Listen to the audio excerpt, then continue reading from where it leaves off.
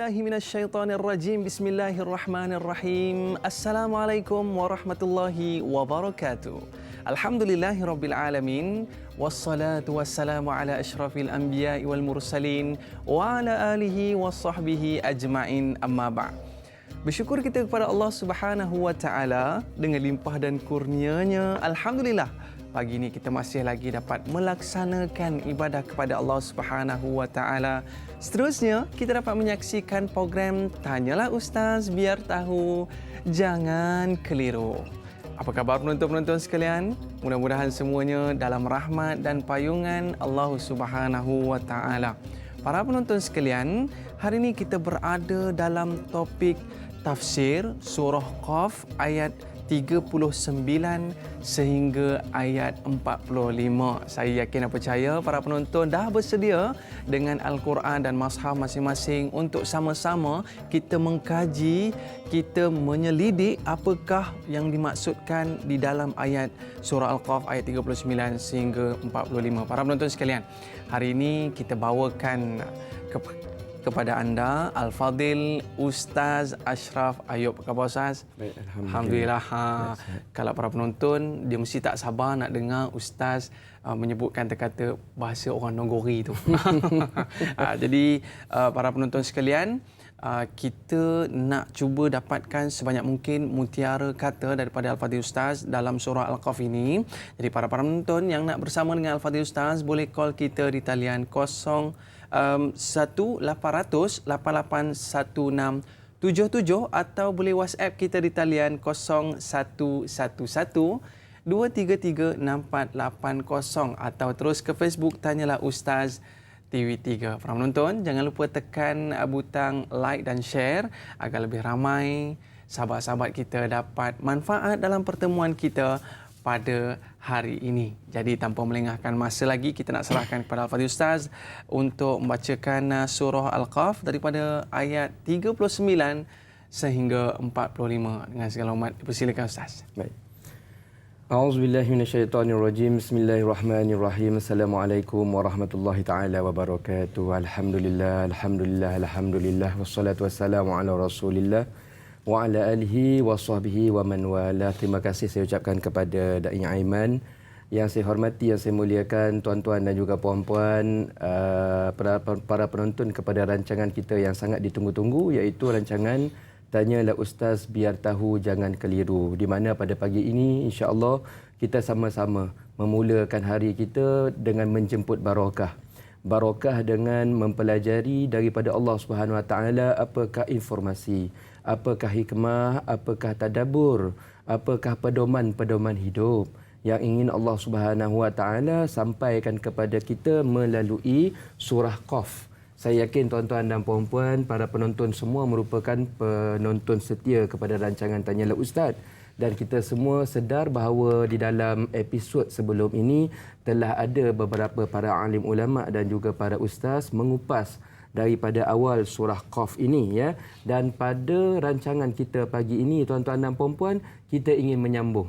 Kita ingin menyambung perbincangan surah Qaf daripada ayat 39 sehinggalah ayat 45. Dan saya rasa molek pagi ini, tuan-tuan dan puan-puan semua, kita mulakan dengan membaca dahulu ayat ini. Sama-sama kita cek tajwid, sama-sama kita lihat dari sudut makhraj dan sebagainya. Mudah-mudahan dengan bacaan ayat 39 sehingga 45 ini, Allah SWT sudi meluangkan kepada kita barakah-barakah yang ada di sisinya daripada barakah Al-Quran, dan semua ini insya-Allah menjadi bekal yang sangat besar manfaatnya kepada kita. Saya berharap tuan-tuan dan puan-puan yang sedang berada di rumah boleh buka Al-Quran, ya. Boleh buka Al-Quran surah Qaf juz 26 ayat 39 sampai ayat 45, muka surat 520. Ready, ya tuan-tuan dan puan-puan? Elok buka Al-Quran. Lain dah kalau tuan-tuan dan puan-puan dah hafal surah Qaf. Terror sangat tu, ya. Ustaz pun kena tengok Al-Quran. Baik, mari kita mulakan bacaan kita. A'udzu billahi minasy syaithanir rajim. فاصبر على ما يقولون وسبح بحمد ربك قبل طلوع الشمس وقبل الغروب ومن الليل فسبحه وأدبار السجود واستمع يوم ينادي المناد من مكان قريب يوم يسمعون الصيحة بالحق ذلك يوم الخروج إنا نحن نحيي ونميت إنا نحن نحيي ونميت وإلينا المصير يوم تشقق الأرض عنهم سراعا ذلك حشر علينا يسير نحن أعلم بما يقولون وما أنت عليهم بجبار فذكر بالقرآن من يخاف وعيد صدق الله العلي العظيم. Sadaqallahul azim. Demikianlah tuan-tuan dan puan-puan bacaan ayat 39 sehingga ayat 45 surah Qaf, dan sekarang kita beralih kepada bahagian tafsir. Kita ingin memahami apakah yang ingin Allah SWT tausiahkan, sampaikan kepada kita daripada ayat 39 sampai ayat 45. Dan kita mulakan dengan ayat 39. Fasbir ala ma yanqulun wasabbih bihamdi rabbika qabla tulu'i syamsi wa qabla al-ghurub. Sebenarnya ayat ini tuan-tuan dan puan-puan Allah SWT ingin sampaikan kepada baginda Rasulullah SAW. Fasbir, wahai Muhammad, bersabarlah. Bersabarlah terhadap apa yang mereka katakan. Ala ma yaqulun. Kemudian wahai Muhammad, wasabbih bihamdi rabbik, dan perbanyakkanlah tasbih, puji Tuhanmu, ya. Qabla tulu'i syam, bila waktu nak puji itu qabla tulu'i syam, sebelum terbit matahari, dan kemudiannya wa qabla al-ghurub, selepas matahari terbenam. Apa cerita ayat ni tuan-tuan dan puan-puan? Cerita dia begini. Sebenarnya ayat ini kalau kita nak faham, kita kena lihat ayat sebelumnya, iaitu ayat 37 dan ayat 38. Di mana ayat 38 apa ayatnya, bunyi macam mana? Walaqad khalaqnas samawati wal ard wama bainahuma fi sittati ayyam wama massana min lughub. Kita kena flashback lah sikit tuan-tuan dan puan-puan, ya. Ayat saya baca sekarang ni ayat 38. Kata Allah SWT, sesungguhnya kami telah mencipta ni semua yang kita lihat sekarang ni, langit, bumi, angkasa raya, semuanya yang ada di angkasa raya yang cukup besar ini kami cipta. Allah SWT kata dalam masa 6 hari. 6 hari, ya. Fi sittati ayyam, ataupun ayam ni tuan-tuan dan puan-puan, dia bukan maksud hari yang kita faham 24 jam, dah, ya. Dia bukan bermaksud 24 jam kali 6 hari, dah, ya. Ia bermaksud, kata ulama, dalam 6 fasa. Dalam 6 period. Sebab hari ni tuan-tuan dan puan-puan, dia Allah SWT sedang cipta langit dan juga bumi. Kalau kita nak kira hari, langit dan bumi pun tak ada lagi. Betul tak tuan-tuan dan puan? Sebelum tu langit dan bumi belum ada lagi. Jadi kata ulama, maksud ayam di sini ialah dalam 6 masa. Allah cipta langit, Allah cipta bumi, Allah cipta matahari, Allah cipta bulan, bintang, pokok. Semua perkara yang cukup besar, perkara yang cukup banyak dan complicated ni dalam 6 period, dalam 6 fasa, 6 masa.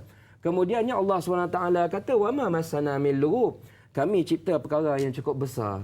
Kami cipta perkara yang cukup heavy, punya berat, complicated ini. Sebenarnya bagi kami benda ni easy je. Wa ma masana min lughub. Kami tak rasa letih pun. Kenapa Allah SWT cakap, kami buat perkara yang cukup besar dan kami tak letih? Why? Kenapa Allah SWT tekankan ayat ni? Dia ada cerita, tuan-tuan dan puan-puan. Dia ada cerita di sebalik cerita. Cerita dia begini, tuan-tuan dan puan-puan. Pada waktu tersebut, orang Yahudi, yang pada waktu tersebut berada di Mekah. Ayat ni makiyah ya tuan-tuan dan puan-puan. Maknanya ayat ini turun ketika baginda Rasulullah SAW sedang berada berdakwah di Makkahul Mukarramah. Maknanya belum berhijrah lagi. Itu cerita dia. Dan pada waktu tersebut baginda Rasul sedang menghadapi tantangan yang hebat daripada orang-orang yang degil-degil ni lah. Yang jenis kenenkan Rasul, depa ni perli, depa ni buat lawak dengan apa yang Rasul sampaikan. Dan ada satu grup orang Yahudi pada waktu tersebut, mereka jumpa Rasul. Mereka tanya, "Ya Rasulullah, ceritakan kepada kami, wahai Muhammad, ceritakan kepada kami macam mana Tuhan kamu cipta langit dan bumi." Rasul ni pun ceritalah tuan-tuan dan puan-puan. Allah SWT cipta langit dan bumi ini dalam 6 masa. Kemudian bila dah habis cipta semua itu, Allah SWT pun bersemayam di arasy-Nya. Itu jawapan yang dinyatakan oleh Rasulullah SAW. Elok-elok Rasul bagi tahu perkara yang cukup cantik. Contoh tuan-tuan dan puan-puan, tiba-tiba ni orang-orang yang degil, depa ni tunggu sikit ya tuan-tuan dan puan-puan, point tu depa nak manipulate, dia nak twist, dia nak pusing, dia cakap apa? Tahu tak kenapa Tuhan kamu tu lepas habis cipta langit dan bumi tu, dia bersemayam dekat arasy sebab apa? Dia penat. Dia tambah dekat situ Aiman. Dia kata sebab penat. Jadi kena duduk macam kita ni. Kan? Itu depa kata tuan-tuan dan puan. Dia nak apa? Underestimate. Dia cakap Allah ni bila dah kerja cukup banyak ni, macam kita lah. Dah cukup banyak berceramah dalam masa 2 jam ni, kita pun kena minum air, duduk lepak kejap lah. Depa nak cuba downgrade lah. Ya, downgradekan kuasanya Allah Subhanahu Wa Taala. Lalu tuan-tuan dan puan-puan, turun ayat yang kita sedang baca ini. Allah SWT declare, kami buat langit dan bumi, perkara ni memang complicated. You kalau nak buat, kamu tak akan mampu. Takkan mampu nak buat langit dan bumi ni ya.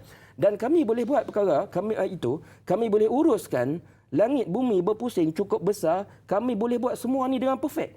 Semua ni dengan perfect. Tuan-tuan dan puan-puan, bukan senang nak gerakkan bumi. Betul. Manusia ada teknologi paling canggih pun kita tak mampu nak gerakkan bumi. Kita tak mampu nak buat satu device nak pusingkan bumi ni, kita tak mampu tuan-tuan dan puan-puan. Allah SWT saja kata tu kerja besar, biar kami buat. Biar kami buat dan kami boleh urus perkara ni dengan perfect. Don't worry, be happy. Pukul 8 nanti kamu akan nampak matahari. Pukul 7 malam nanti matahari terbenam. Kami boleh buat benda ni tiap-tiap hari perfect, no problem. Wa ma masana min lughub. Dan lepas tu tuan-tuan dan puan-puan, baru masuk ayat yang kita cerita lah ni. Ayat 39. Minta maaf tuan-tuan dan puan-puan, saya pegang hidung pagi ni banyak ni sebab saya sesema sikit. Minta maaf awal-awal kalau tuan-tuan dan puan-puan tengok apa Ustaz tu kejap pegang hidung, kejap pegang hidung. Saya sesema sikit. Hidung ni macam terasa tak selesa. Minta maaf nah tuan-tuan dan puan-puan. Baik, kita teruskan lagi. Baru kita masuk ayat 39. Allah SWT kata, wahai Muhammad, fasbir. Kena sabar. Kena relax. Depa ni memang begitu. Kita nak sampai benda baik, depa ni dia ada negative thought sebelum tu dengan apa yang disampaikan oleh Rasul. Kerja depa bukan nak cari kebenaran. Kerja depa bukan nak belajar. Kerja depa, dia dengar cakap Rasul tu, dia nak cari mana poin-poin yang ada sedikit kelemahan, dia nak masuk, dia nak canon, dia nak twist. Kerja depa memang daripada dulu. Kalau tak dapat twist, dia tohmah.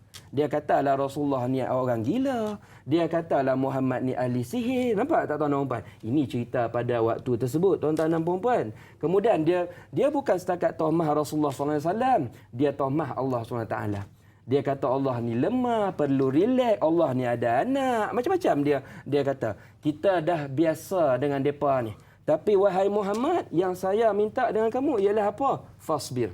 Apa maksud sabar ni tuan-tuan dan puan-puan? Sabar ni maksudnya kekal in control. Kita relax, kita kontrol, jangan terpengaruh, jangan lemah semangat. Kita tahu apa yang kita buat, kita tahu apa yang depa buat. Jangan kita terpengaruh pula dengan kata-kata depa, kita pun terfikir yang bukan-bukan. Dan yang paling Allah SWT tak mahu kepada Rasulullah SAW ialah Allah SWT tak mahu Rasul ni rasa macam burn out. Burn out ni apa tuan-tuan dan puan? Rasa macam lemah. Ya, rasa terpengaruhlah dengan apa yang mereka katakan tu. Fasbir ala ma yakulun, apa yang perlu dibuat untuk charge balik semangat ni bila menghadapi tentangan. Tuan-tuan dan puan-puan ni, kita nak cerita ya, manusia ni tuan-tuan dan puan-puan, kita ni rasa kita ni hebat dan sebagainya. Kalau nak tengok kita ni power ketidakdalaman kita, tengok macam mana kita handle rejection. Ni kata orang lah tuan-tuan dan puan-puan. Nak handle rejection bukan senang tuan-tuan dan puan-puan. Dan Rasul SAW handle rejection tiap-tiap hari tuan-tuan dan puan-puan. Kita kalau nak jual barang lah, cuba tanya orang-orang yang buat bisnes ni. Yang buat bisnes marketing, nak jual barang kepada orang, orang cakap say no tuan-tuan dan puan-puan. Ya, kadang-kadang first tu okey lagi, second tu okey lagi. Kalau dah masuk 10 kali, orang cakap tak nak talk to my hand, dia kata macam tu. Talk to my hand maksudnya tak nak lah tu ya. Dah 10 kali kita try nak jual barang kepada orang, orang reject, kita down tuan-tuan dan puan-puan, down.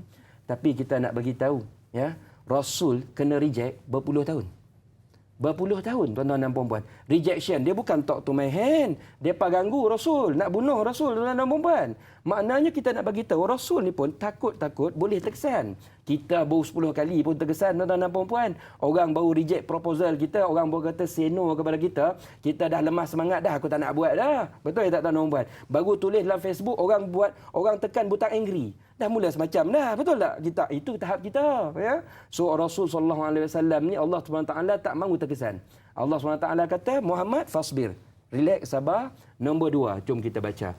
Wasabbih bihamdi rabbika qabla tulu'i syam wa qabla al-ghurub.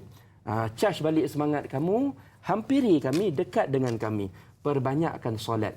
Wasabbih bihamdi rabbika ini tuan-tuan dan puan-puan merupakan tips kalau ni kita boleh belajar tuan-tuan dan puan, pedoman untuk kita. Allah SWT bagi dekat sini, kalau kita sedang menghadapi tekanan dalam hidup, orang banyak push kita, itu yang dihadapi oleh Rasul pada waktu tersebut. Orang banyak pelekeh kita, orang tak yakin dengan kita, orang reject kita, kita lemah semangat, kita rasa lonely, kita tak tahu nak buat apa dalam hidup ni. Ni tips ada Allah SWT share. Kata Allah SWT, ngadu dengan kami. Ngadu kepada kami. Jumpa kami dalam solat. Wasabbih bihamdi rabbika ini kata ulama, ia membawa maksud puji Tuhanmu di dalam solat. Di dalam solat. Ayat ni tuan-tuan dan puan-puan turun sebelum peristiwa Isra' Mi'raj. Sebelum peristiwa Isra' Mi'raj, kalau kita lihat tafsir Ibnu Katsir dan sebagainya, mereka mengatakan pada waktu tersebut solat yang diamalkan oleh Rasulullah SAW hanya 3. Hanya 3 pada waktu tersebut. Sebelum perintah solat yang datang melalui Isra' Mi'raj 5 waktu kan. Pada waktu tersebut kata ulama ada 3. Ini kena lihat tafsir Ibnu Katsir ya. Apa waktunya? Sebelum subuh, sebelum subuh pula. Solat sebelum matahari terbit, iaitu solat subuh. Qabla tulu'i syams, solat subuh. Lepas tu wa qabla al-ghurub, sebelum matahari terbenam, solat maghrib. Dan satu lagi, Rasul pada waktu tersebut diwajibkan untuk solat malam. Wa minal laili, dekat sini kita masuk ayat 40. Ayat 40. Wa minal laili fasabbihu wa adbaras sujud. 3 kali waktu Rasul semayang ya, iaitu solat subuh, solat maghrib dan juga solat malam yang membawa maksud qiyamul lail. Wallahu a'lam. Ni sebelum daripada sebelum Isra' Mi'raj. Ya, jadi benar. kita nak tahu apa sebenarnya connection di antara pujian kepada Allah SWT dengan sabar tadi Ustaz. Benar. Tapi kita berehat seketika. Boleh. Kembali selepas ini dalam Tanyalah Ustaz, biar tahu, jangan keliru.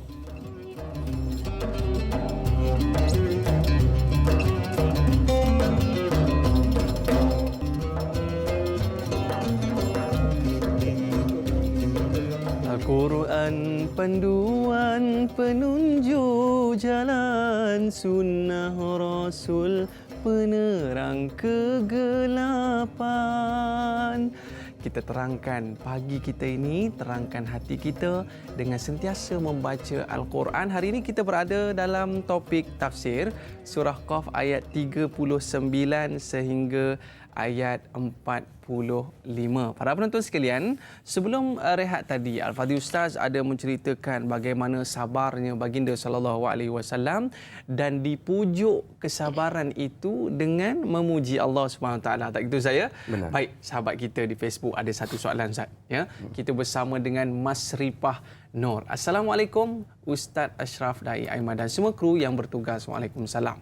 Ayat 39. Apakah maksud dan bertasbihlah memuji Tuhanmu sebelum matahari terbit dan sebelum matahari terbenam? Adakah tasbih pada ayat ini bermaksud solat? Mohon pencerahan Ustaz, terima kasih. Tasbih ni kan yang kita faham ni macam zikir lah Ustaz, ya? Ya. Tapi dia kata adakah ianya merupakan solat? Apa kata Ustaz? Baik, terima kasih banyak kepada yang bertanya. Soalannya berbunyi tentang apakah maksud tasbih yang diceritakan dalam ayat 39. Ya, terima kasih banyak persoalan tersebut. Kita teruskan kepada sambungan ayat pembincangan kita tadi. Seperti yang saya nyatakan, maksud tasbih dalam ayat 39 itu merujuk kepada perintah solat. Cuma kita kena faham waktu ini seperti yang dinyatakan oleh para mufassirin, Rasul sallallahu alaihi wasallam solat dalam 3 keadaan yang saya nyatakan tadi. Solat subuh, ya, iaitu qabla tulu'i syams, kemudiannya wa qabla al-wurud, solat maghrib, dan kemudiannya solat wa minal laili fasabbih, iaitu solat malam qiyamul lail. Akan tetapi apabila perintah solat 5 waktu diberikan oleh Allah Subhanahu Wa Taala melalui peristiwa Isra' Mi'raj, maka Rasul pun bersolat seperti solatnya kita sekarang, iaitu pada waktu pagi kita solat subuh. Kemudiannya sebelum matahari terbenam kita solat zuhur dan juga solat asar. Kemudiannya solat malam iaitu solat maghrib dan juga solat isya. Ini kita sebut sebagai solat maktubah, solat yang diwajibkan kepada kita. Itu maksudnya, ya. Kemudian ayat 40 kita terus sambung, ya.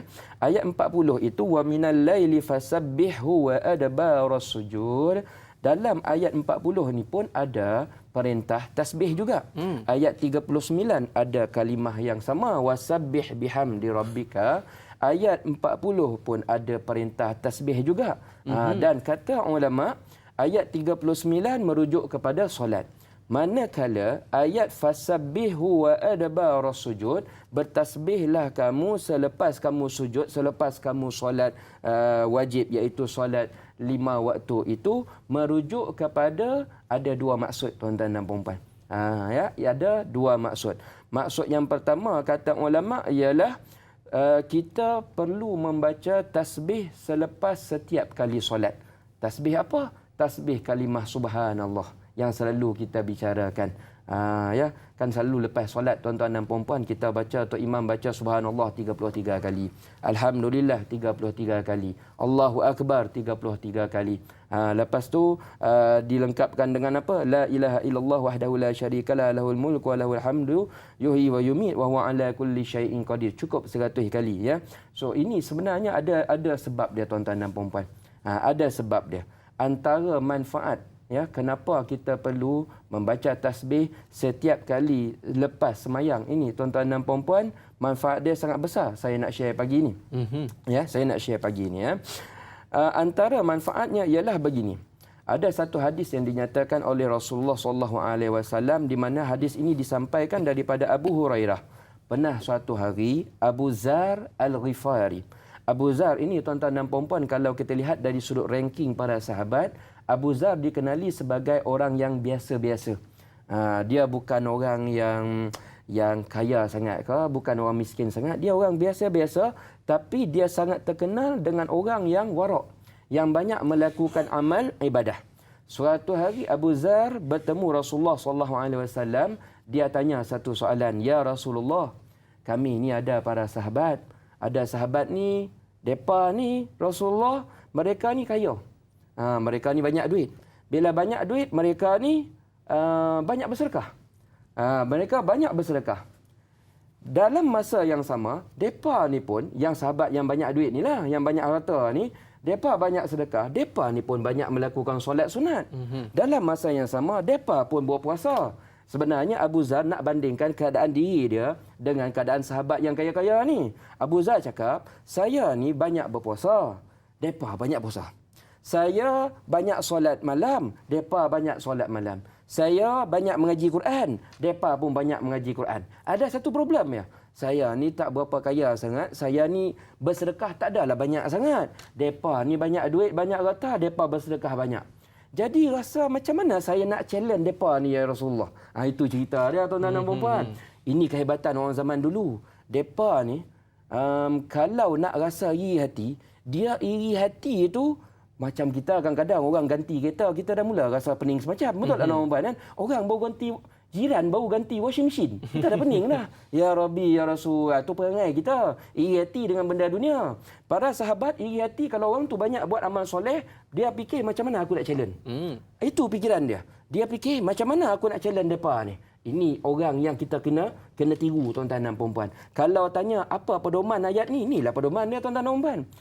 Ya, iri hati dengan amal soleh, bukan iri hati dengan perkara-perkara yang melibatkan keduniaan. Itu cerita dia tuan-tuan dan puan-puan. Baik. So, Abu Zar pun tanya, macam mana ni ya Rasulullah? Saya tak dapat nak bersedekah tapi saya nak juga challenge dia punya pahala dia tu. Lalu Rasulullah SAW ni jenis faham para sahabat, Rasul pun kongsi. Macam ni ya Abu Zar. Saya nak kongsi dengan kamu ada satu amalan. Ada satu amalan yang easy, yang simple. Ya, di mana kalau kamu buat, darjat kamu, kedudukan kamu akan menjadi paling tinggi. Paling tinggi. Dan kedudukan kamu tu tak dapat di-challenge kecuali oleh orang yang melakukan ibadah yang sama. Abu Zar ni mulalah suka tuan-tuan dan puan-puan. Terus tanya apa amalan dia tu ya Rasulullah? Saya nak catat ni, saya nak buat ni. Teruja tuan-tuan dan puan-puan. Lalu kata Rasulullah SAW, senang saja. Hendaklah kamu bertakbir, iaitu baca Allahu Akbar lepas semayang. Rasul ada kata lepas semayang 33 kali. Kemudian kamu bertahmid, iaitu ucapkan Alhamdulillah 33 kali. Kemudian kamu bertasbih Subhanallah, yang kita cerita dalam ayat kita ni 33 kali. Kemudian kamu tutup La ilaha illallah wahdahu la syarikalah lahul mulku wa lahul hamdu wa huwa ala kulli syai'in qadir. Kalau kamu buat perkara tersebut, kamu dapat dua perkara. Martabat kamu, darjat kamu akan ditinggikan. Yang kedua, kalau kamu ada banyak mana pun dosa, dosa kamu akan diampunkan oleh Allah SWT walau sebanyak buih di lautan. Itu yang dikatakan oleh hadis tersebut tuan-tuan dan puan-puan. Dan kita ini selaku pengikut. Ya, kita ini pengikut kepada orang-orang soleh seperti Abu Zar Al-Ghifari ini tuan-tuan dan puan-puan. Saya berharap sekarang ni kefahaman kita menjadi crystal clear. Ni kalimah dia. Crystal clear tentang kenapa saya perlu baca subhanallah 33 kali, alhamdulillah 33 kali, Allahu Akbar 33 kali lepas semayang. Kita tahu perkara ini dia tak boleh nak buat main. Kita tahu perkara ini kita wajibkan kepada diri kita sebab memandangkan kelebihan dia yang sangat banyak. Tuan-tuan dan puan-puan, kita ni banyak dosa tuan-tuan dan puan-puan. Dosa lara, dosa ghaflah, Quran tak habis baca lagi, ya. Kita banyak buat maksiat yang lama-lama belum habis lagi kita delete dengan istighfar. Lah ni Allah SWT melalui Rasulullah SAW dah ada bagi tahu boleh melakukan satu amalan yang relatifnya semua orang boleh buat.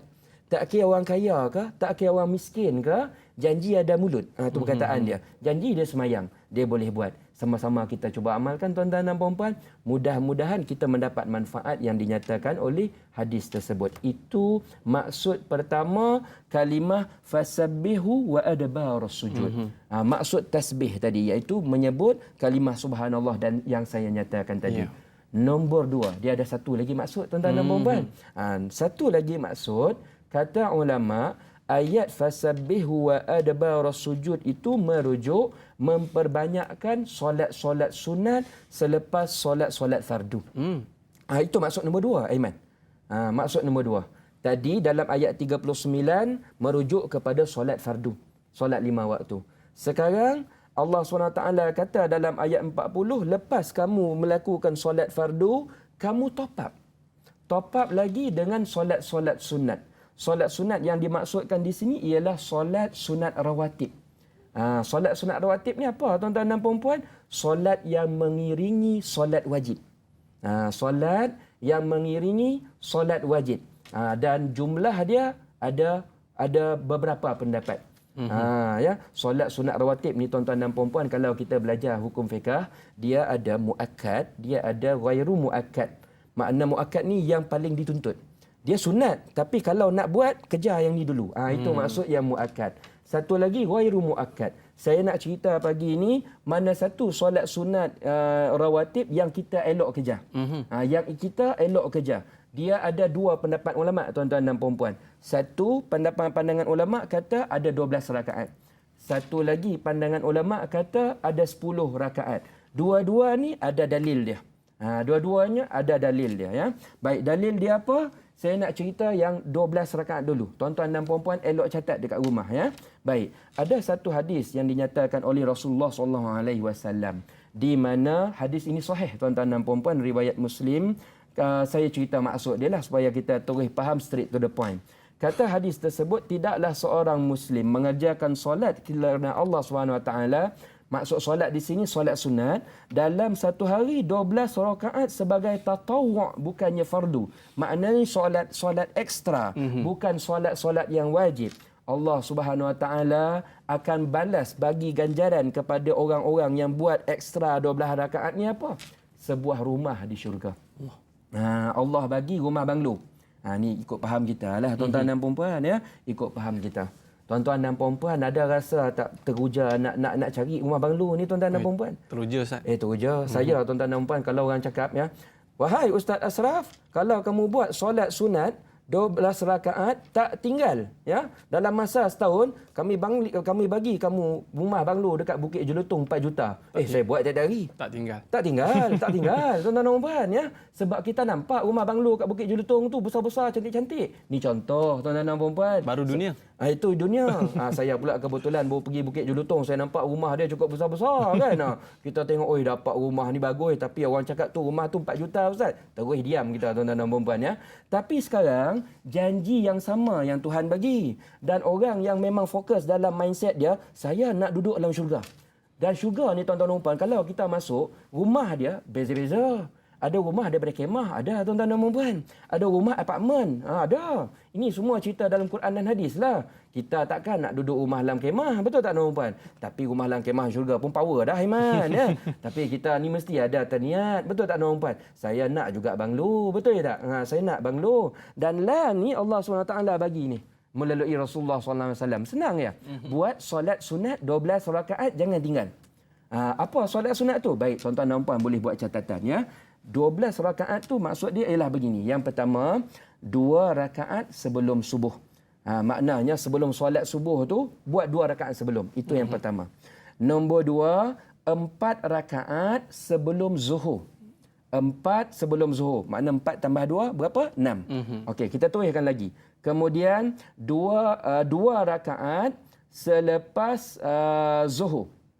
Berapa ada ni? Kasih salah. Lain pula, 2, 4, 6. 8 betul. 2 rakaat selepas zuhur. Itu nombor 3, ya. Kemudian 2 rakaat selepas maghrib, dan yang terakhir 2 rakaat selepas isyak. Sekali lagi, 2 rakaat sebelum subuh. Kemudian 4 rakaat sebelum zuhur, dah 6 dah. Kemudiannya 2 rakaat lepas habis sembahyang zuhur, dah 8 dah tuan-tuan dan puan-puan, ya. Kemudian 2 rakaat selepas maghrib, dah 10 rakaat. Dan yang terakhir 2 rakaat selepas isyak. Ini pandangan yang 12 rakaat. Manakala pandangan satu lagi, ada satu lagi pandangan yang menyatakan solat sunat ini 10 rakaat. Dia macam mana kira dia pula? 2 sebelum subuh, 2 sebelum zuhur. Yang tadi 4 tu kan, dia tukar, yang tu 2 dia kata. 2 sebelum zuhur. Lepas tu 2 lepas zuhur, 2 lepas maghrib, 2 lepas isyak. 2. Campur semua ni 10 tuan-tuan dan puan-puan. Itu beza dia lah pandangan ulama, dan semua perbezaan ini ada hadis dia tuan-tuan dan puan-puan. Ada hadis, ada sandaran masing-masing. Wallahu a'lam. Banyak yang kita lakukan ini dapat banglo di syurga. Ya. Subhanallah. Baik Ustaz, kita ada terfikir juga bila Ustaz sebutkan perkataan sabar ini dilunakkan dengan solat, dilunakkan dengan zikir. Jadi bila kita melihatkan dalam Al-Quran banyak disebutkan perkataan sabar ini dikomparekan dan diletakkan sekedudukan dengan solat. Mungkin ada sesuatu yang mungkin Ustaz boleh sampaikan. Baik. Terima kasih banyak Aiman. Soalan ini sangat relevan. Benar kata Aiman, tuan-tuan dan puan-puan, ya. Allah SWT sebenarnya ada bagi tips kepada kita kalau kita ni ada masalah. Ya. Pertamanya kita kena baiki mindset dulu. Ya. Hati itu kena betul. Macam mana nak bagi hati itu betul? Allah SWT kata banyakkan bersabar, macam ayat yang kita bicarakan ni. Maknanya apa maksud sabar? Sabar ni maksudnya kekal in control. Jangan cepat terpengaruh. Jangan cepat nak down. Jangan cepat nak give up. Jangan cepat rasa yang bukan-bukan. Itu maksudnya sabar. Keep dalam sentiasa kekal dalam apa yang kita nak usahakan. Itu maksud sabar. Ya, itu yang pertama. Yang kedua, kalau nak tambah lagi semangat, dapatkan daripada Allah Subhanahu Wa Taala. Kalau rasa lemah semangat, nak ngadu boleh. Jangan ngadu dalam Facebook. No point tuan-tuan dan puan-puan. Ya. Kita ni kadang-kadang ngadu banyak dekat Facebook. Ya. Geram ngadu kat Facebook. Apa semua ngadu kat Facebook. Jangan. Kita ngadu dekat saluran yang bagus. Iaitu ngadu dengan Allah Subhanahu Wa Taala. Perbanyakkan solat. Sebab itu dalam ayat yang lain, Aiman, Allah Subhanahu Wa Taala ada beritahu tips ni. Kalau kamu ada problem, buat dua perkara ni. Wasta'inu. Itu ayat dia. Ya. Minta tolong. Dengan cara macam mana? First, be sabari. Yang saya kata tadi, maksud sabar. Banyakkan bersabar. Jangan putus asa. Keep going dengan apa yang kamu yakin itu perkara yang bagus untuk kamu. Untuk agama, perkara itu bagus. Dan kemudian, be sabari. Satu lagi kena buat apa? Wassalah. Ngadu kepada kami. Puji kami. Kemudiannya, ya, cakap kepada kami apa masalah kamu. Tuhan boleh settle benda ni, tuan-tuan dan puan-puan. Ya. Kalau setakat masalah kita ni sebenarnya kecil sangat sebenarnya. Tuhan, kalau kita contohlah kan kita ni ada masalah rezeki, ya, ada masalah keluarga, ada masalah peribadi. Kita ni kan banyak masalah tuan-tuan dan puan-puan. Kadang-kadang antara penyebab kenapa kita ini kata ulama, saya dah sampaikan saja. Antara penyebab kenapa kita ni bila ada problem, lepas tu problem tu makin banyak. Tak settle. Antara penyebabnya ialah cara kita settle problem tu yang salah. Ya. Apa cara yang salah tu Ustaz? First, kita pandai-pandai nak settle sendiri. Itu perkataan dia. Kita ni bila ada problem, kita terus nak cari macam mana nak settle benda ni. Sebenarnya kata ulama, kalau kita ada problem, first kena buat ngadu dulu dengan Allah. Itu cara dia. Maknanya semayang dulu tuan-tuan dan puan-puan. Para ulama itu cara mereka. Mereka ada yang masalah, pergi masjid tuan-tuan dan puan-puan. Pergi masjid semayang dulu. Waktu semayang tu, mereka nak ngadu, nak menyatakan kerisauan, nak biarkan hati rasa lega. Kalau geram waktu tu, mereka sembang dengan Allah SWT. Kalau takut waktu tu, mereka doa, minta keamanan daripada Allah SWT. Semua dengan Allah SWT. Ini cara yang ulama kata, kalau nak ada masalah, settle dekat sini dulu. Sebab masalah kita ni tuan-tuan dan perempuan sebenarnya tak besar sangat, kata ulama. Kita ni ada problem, dan problem tu tak settle, bukan sebabnya apa? Sebabnya mudah aja. Allah tak bantu nak settlekan benda tu. Itu ya tuan-tuan dan puan-puan. Kita ada problem dan problem tu tak dapat nak settle, sebenarnya bukan masalah tu besar, tak. Sebenarnya Allah belum bantu kita. Sebab kalau Allah bantu, semua problem yang kita anggap impossible nak settle, Allah SWT kata, it's easy. Contoh mana Ustaz? Kita baca Quran tiap-tiap hari tuan-tuan dan puan-puan. Ada satu waktu dulu Nabi Musa pernah terkepung belakang Firaun, depan lautan. Betul tak? Betul. Benda ni impossible tuan-tuan dan puan-puan. Ni belakang Firaun tengah bawa parang nak sembelih ni. Just imagine. Depan tu pula ada laut. Tuan-tuan dan puan-puan, orang duduk padang pasir mana reti berenang. Kita ni pun ada kolam renang depan rumah pun tak reti berenang juga. Sama betul tak kan? Depa panik. Depa panik, Bani Israel panik, Nabi Musa tak panik. Kenapa Nabi Musa tak panik? Dia kata apa? Inna ma'ya rabbi sayahdin. Nabi Musa ada Tuhan. Dalam hati tu dia tahu, ni kejap lagi Tuhan settle lah benda ni. Okey, baik Ustaz. Kita nak dengar cerita dia berkaitan dengan panik tak panik, tapi kita berehat seketika Ustaz ya. Kembali selepas ini dalam Tajalah Ustaz, biar tahu jangan keliru.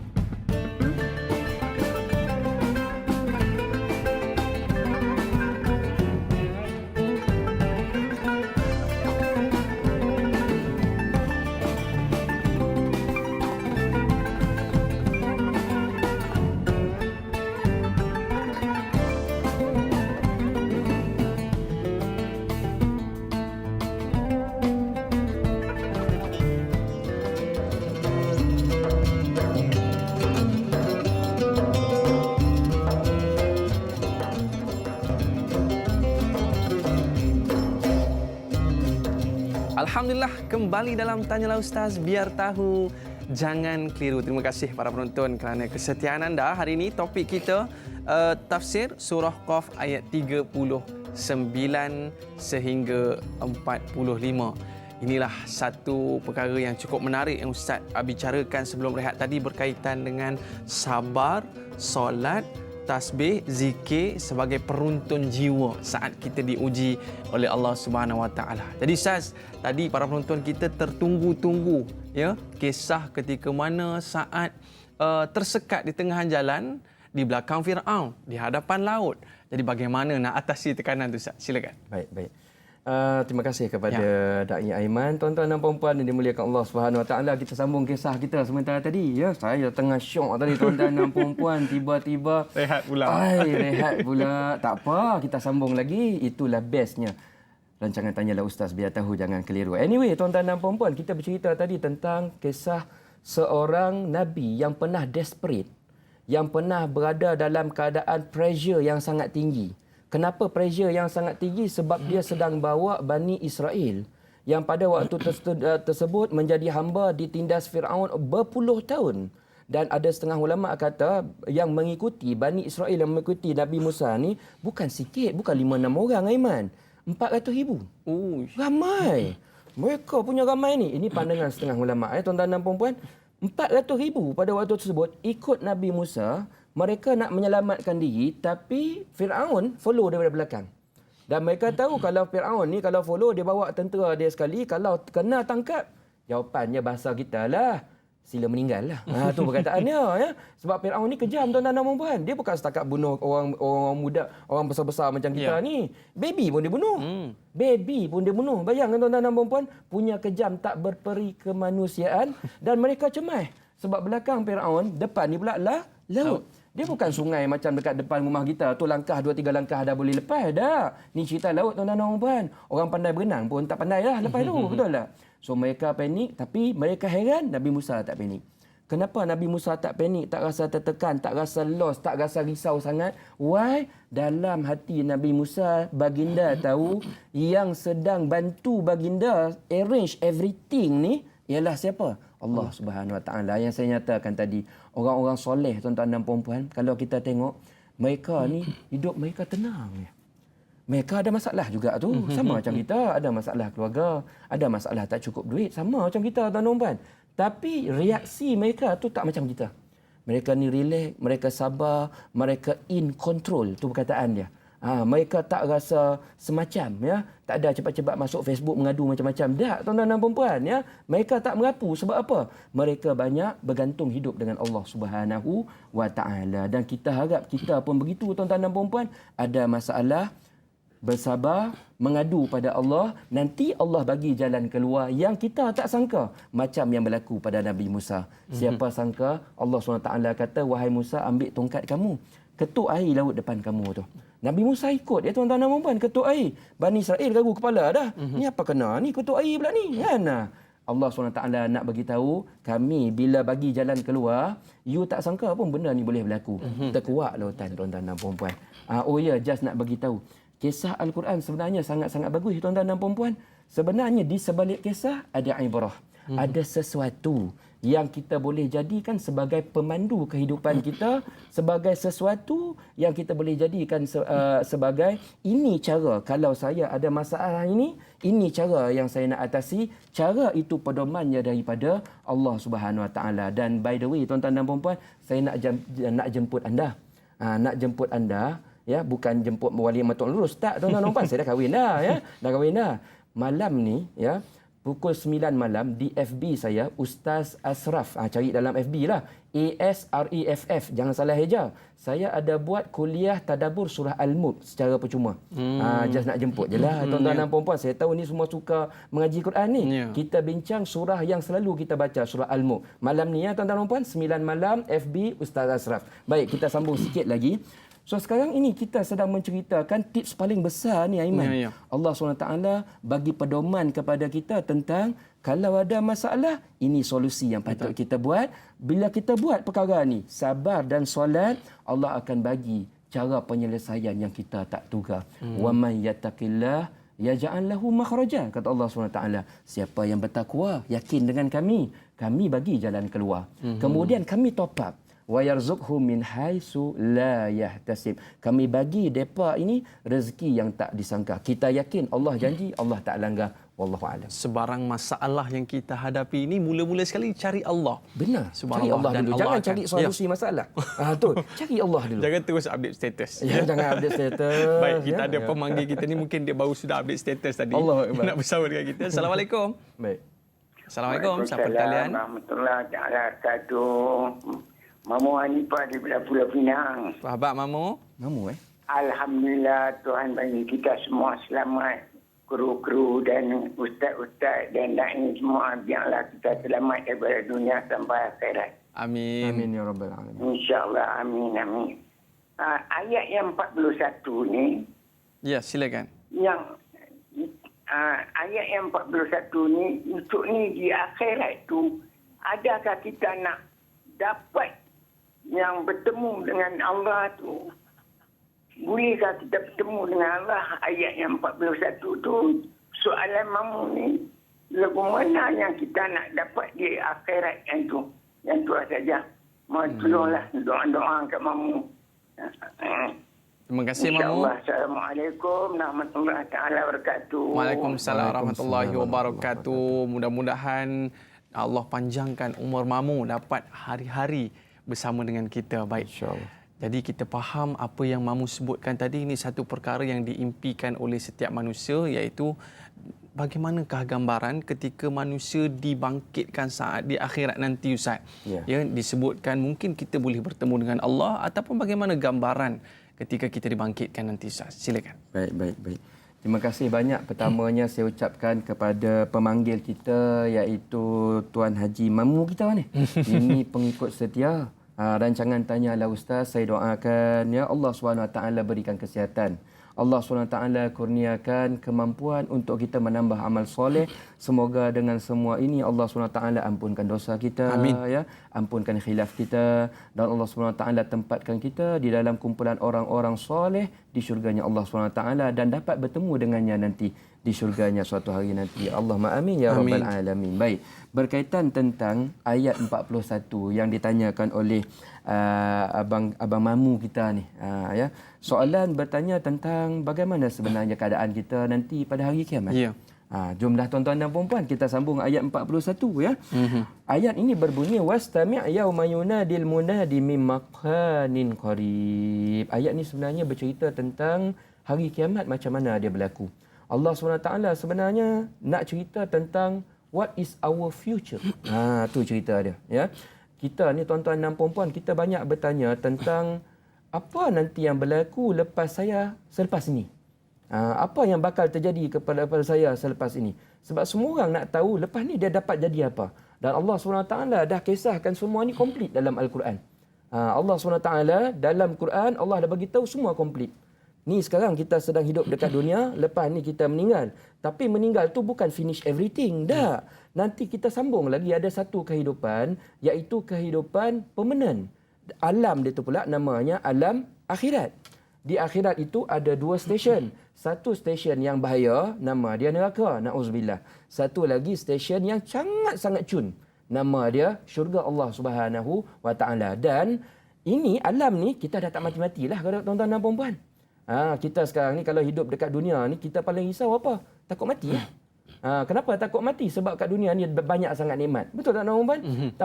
Kita takut nak tinggalkan rumah banglo. Kita takut tinggalkan macam-macam lah, duit kita apa semua tu ini. Anak-anak kita dah rasa syok sangat. Allah SWT kata, kalau nak rasa syok bukan dekat sini sangat. Ya. Tapi dekat sana. Dekat setama. Dan cara macam mana hari kiamat tu berlaku, dalam ayat ni Allah SWT kata, wastami' yauma yunadil munadi mim makanin qarib. Nanti pada hari kiamat ada satu malaikat namanya Israfil. Dia datang, dia menyeru. Dia akan tiup sangkakala. Kadang-kadang ada orang kata sangkakala ni macam trompet, lebih kurang macam tu lah. Tapi satu bentuk satu device, ya. Nama dia sangkakala, dia tiup. Tiupan pertama tuan-tuan dan puan-puan, semua yang ada di dunia ni semuanya hancur.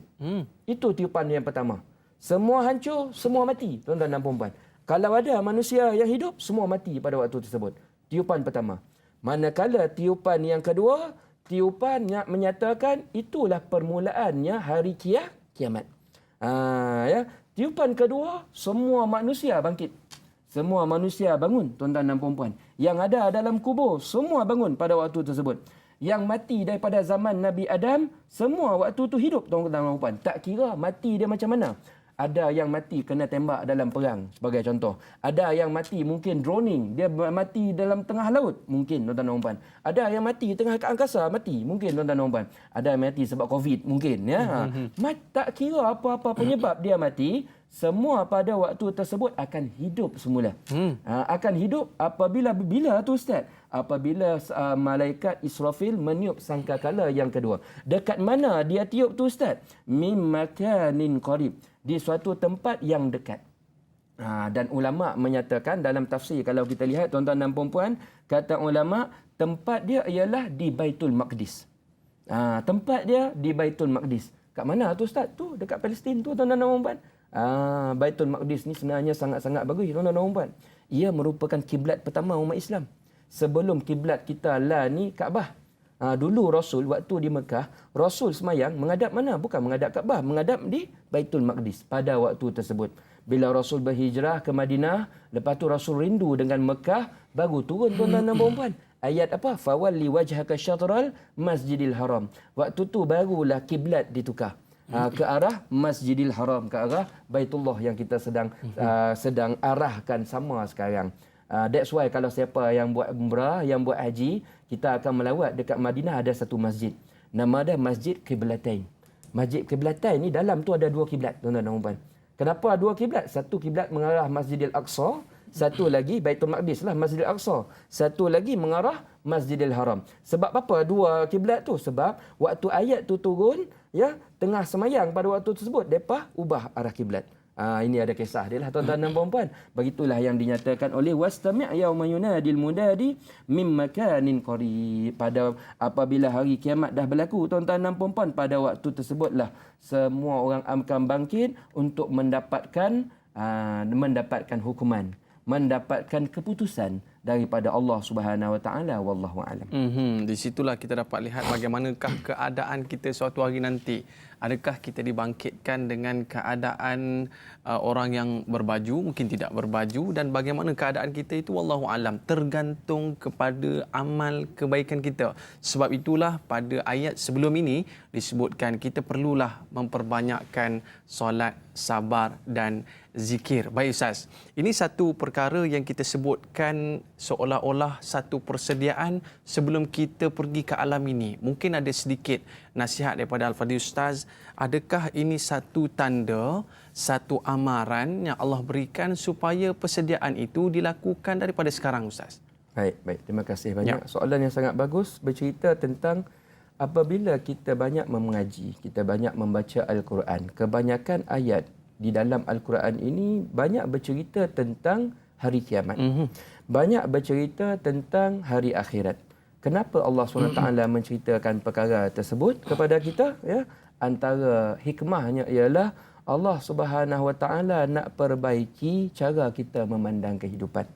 Nak perbaiki cara pandang kehidupan dalam erti kata kita ni kalau nak melakukan apa yang kita lakukan sekarang, maknanya kita bekerja, kita menghabiskan masa, kita menghabiskan wang ringgit, kita mendidik anak-anak, semua ini mesti base kepada ya, semua yang kita lakukan ini adakah ia bermanfaat pada hari kiamat? Itu maksudnya tuan-tuan dan puan-puan. Adakah ia bermanfaat pada hari kiamat? Kena tengok nanti hari kiamat dia jadi pahala ke tidak. Kalau kita lakukan apa yang kita lakukan sekarang, nanti last nanti Allah SWT kata yang tu jadi dosa. Dosa ni lead kepada kemurkaan.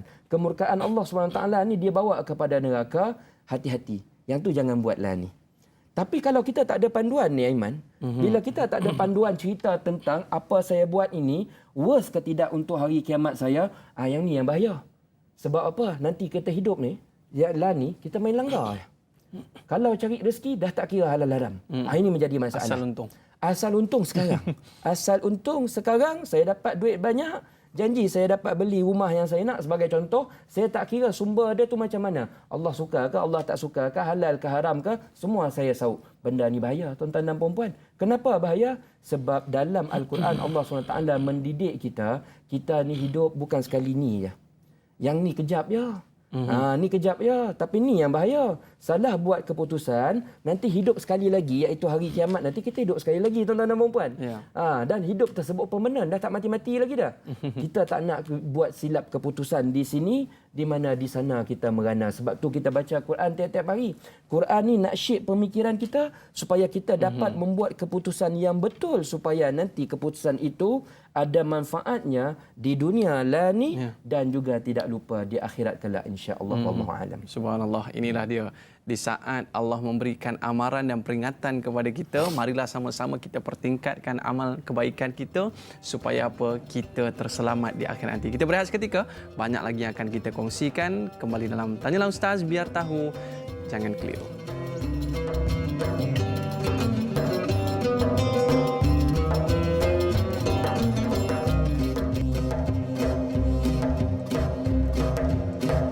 Alhamdulillah, kembali dalam Tanyalah Ustaz, biar tahu, jangan keliru. Terima kasih para penonton.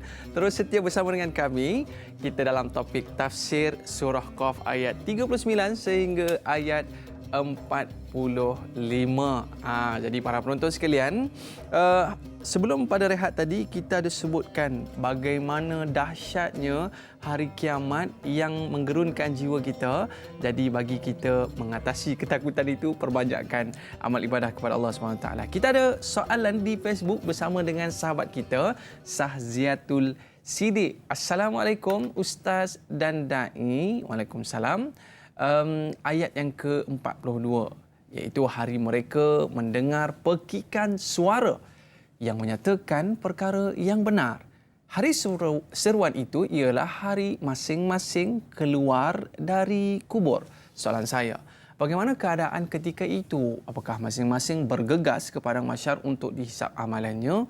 Apakah ketika itu yang sempurna amalannya akan tiba dahulu atau sebaliknya? Yang kedua, sekiranya seseorang itu tidak sempurna jasadnya ketika dikebumikan, apakah ketika di sana ia keadaan sempurna seperti ketika di dunia terdahulu? Mohon pencerahan Ustaz. Sekian, terima kasih. Soalan yang cukup baik kita sebutkan pada pagi ini Ustaz, yang mana ayat yang ke-42 ini membicarakan tentang keadaan ketika mana dipanggil keluar daripada kubur ni Ustaz. Mungkin Ustaz boleh ceritakan bagaimana situasi ini. Baik, terima kasih banyak ya. Soalan ini sebenarnya ada kaitan tuan-tuan dan puan-puan dengan apa yang kita bincangkan sekarang ya. Ada kaitan dengan apa yang kita bincangkan sekarang, iaitu kita sebenarnya berada dalam fasa Allah SWT terangkan apa yang berlaku kepada kita apabila kita dah mati nanti. Kita semua tahu ya, bila kita meninggal dia bukan tutup buku. Dia bukan tutup buku. Dia tutup buku dunia, dia buka buku baru. Dia buka buku baru, buku permanen. Sambil tu nanti dia letak dekat satu alam macam stesen lah kejap tuan-tuan dan puan-puan. Nama dia alam kubur. Alam kubur ni dia dah bagi teaser. Tahu teaser tuan-tuan dan puan-puan? Dia dah bagi tester lah.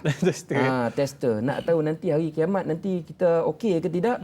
Tester dah bagi dekat kubur. Dah ada clue dah. Dah ada clue. Tu perkataan dia tak keluar tadi. Aiman dah keluarkan. Bagus soalan perkataan dia. Dia bagi kita clue. Clue dia apa? Siapa yang dekat kubur dia rasa dia okey, dia layan dalam keadaan baik.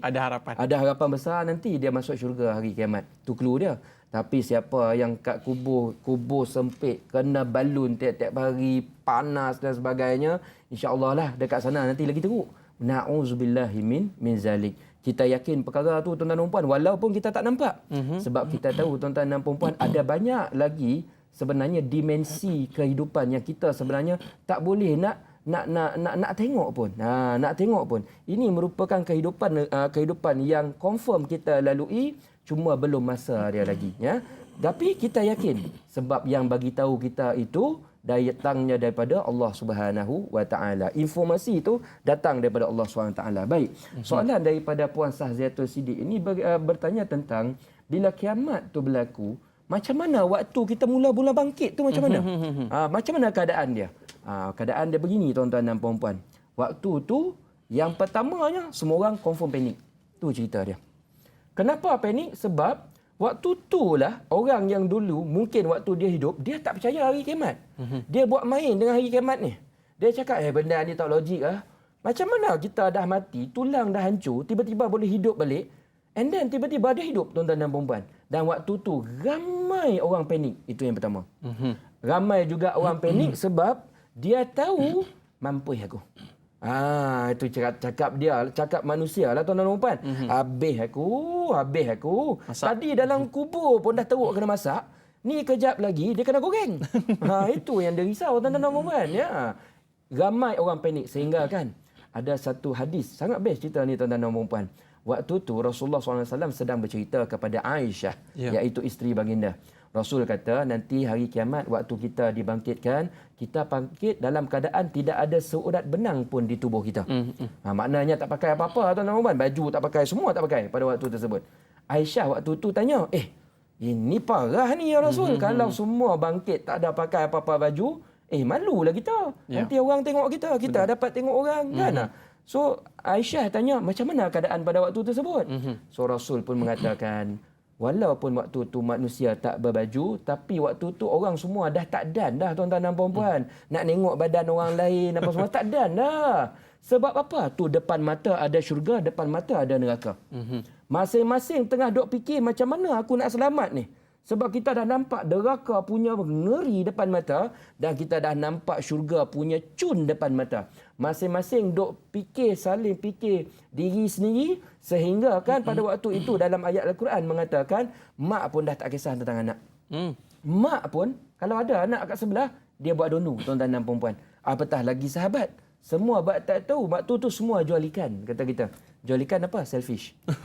Semua fikir apa ni macam mana aku nak selamat ni. Ada orang waktu tu nak lari tuan-tuan dan puan-puan. Boleh lari tak? Tak boleh tuan-tuan dan puan-puan. Tak boleh lari. Sebab dalam ayat yang kita baca iaitu surah Qaf ni ayat 21 ada beritahu tuan-tuan dan puan-puan. Ini kita belakang sikitlah bukan dalam ayat yang kita bicarakan hari ni ya. Waja'at kullu nafsin ma'aha sa'ikun wa syahid.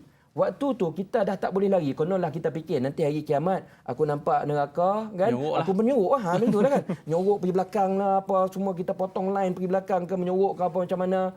Tak dapat tuan-tuan dan puan-puan. Sebab ayat 21 ni ada beritahu setiap orang dia ada sa'id, dia ada syahid. Ada malaikat pengiring. Itu maksud dia. Ada malaikat yang pegang tangan kita nanti. Jangan ngada nak lari. Jangan ngada tiba-tiba angkat tangan bagi tandas. Tak ada. Tak ada waktu tu tuan-tuan dan puan ya. Sebab apa? Malaikat ni dia akan iring kita supaya kita tak lari sangat dan kemudiannya ada syahid. Ada malaikat yang akan bagi tahu apa yang orang ni lakukan dan sebagainya tuan-tuan dan puan-puan.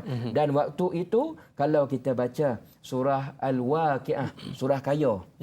Yang orang selalu baca nak minta kekayaan, surah Al-Waqiah kita baca, betul tak? Dalam surah Al-Waqiah tuan-tuan dan puan-puan ada bagi tahu nanti macam mana Allah SWT bagi kita ni dia grupkan. Wa kuntum azwajan salasah. Dia bagi kita kepada 3 grup besar-besar.